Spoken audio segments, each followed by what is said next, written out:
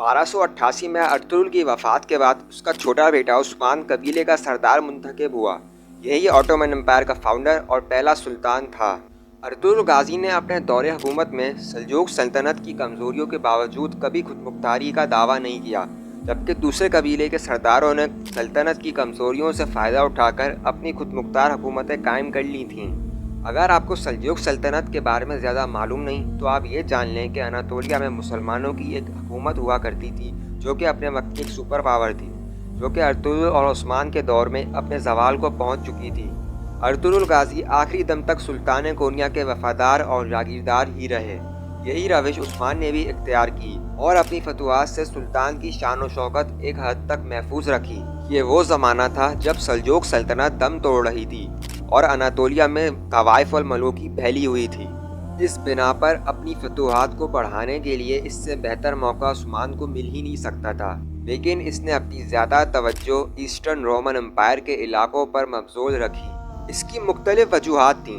पहली वजह तो ये थी कि खुद उस्मान की जागीर रोमन एम्पायर के बॉर्डर पर वाक़ थी और रोमन एम्पायर की कमज़ोरियाँ रोज़ बरोज़ नुमायाँ होती जा रही थीं। उस्मान के लिए रोमन एम्पायर की तरफ मतवज्जो होने की दूसरी वजह इस्लाम की तबलीग थी और तीसरी वजह यह थी कि उस्मान के लिए दूसरी तरफ कदम बढ़ाने की गुंजाइश न थी। दूसरे सरदारों ने अपनी खुदमुख्तार हुकूमतें कायम कर ली थीं और ताकत में इससे बढ़ रहे थे। रोमन एम्पायर के गवर्नर सल्जूक़ सल्तनत के बॉर्डर पर वक्तन फ़वक्तन हमला आवर होते रहते थे।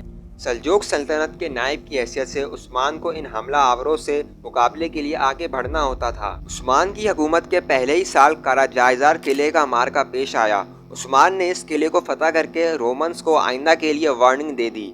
सुल्तान अलाउद्दीन इस फतह से बहुत खुश हुआ और उसने कराजाइज़ार और इसके इर्द गिर्द का इलाका उस्मान की जागीर में दे दिया और अपना सिक्का और नाम जुम्मे के खुतबे में शामिल करने की इजाज़त दे दी। इस तरह सुल्तान के लक़ब के अलावा बादशाहत के तमाम इम्तियाज़ात उस्मान को हासिल हो गए थे और ये कमी भी चंद सालों बाद पूरी हो गई। सन 1300 में मंगोलों ने अनातोलिया पर हमला किया, जिसमें सुल्तान अलाउद्दीन मारा गया और यूं अनातोलिया में सल्जूक़ सल्तनत का हमेशा के लिए खात्मा हो गया और उस्मान अब एक खुद मुख्तार हुक्मरान बन गया था। और इसके बाद इसने तमाम फतूहात एक आज़ाद हाकिम की हैसियत से हासिल की। उस्मान की ज़िंदगी का मकसद सिर्फ ज़मीनें फ़तह करना नहीं था, बल्कि वो काफ़ी अर्सा शहर के इंतज़ामी मामलात में भी मसरूफ़ रहा। हुकूमत के मुख्तलिफ शोबे कायम किए, आवाम की फलाह और बहबूद के लिए काम किया। सन 1300 में यनी शहर को फतह करके अपनी हुकूमत का दारुल हुकूमत बनाया और यूं 6 साल के अंदर अंदर उस्मान रोमन किलों को फतह करता हुआ ब्लैक सी तक जा पहुंचा। फिर उस्मान और रोमन एम्पायर की एक बहुत बड़ी जंग हुई।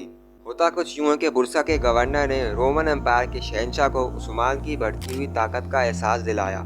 रोमन एम्पायर के शहंशाह ने बुरसा के गवर्नर की तायद की और एक बहुत बड़ी फौज उस्मान के मुकाबले में बुरसा के गवर्नर को भेजी।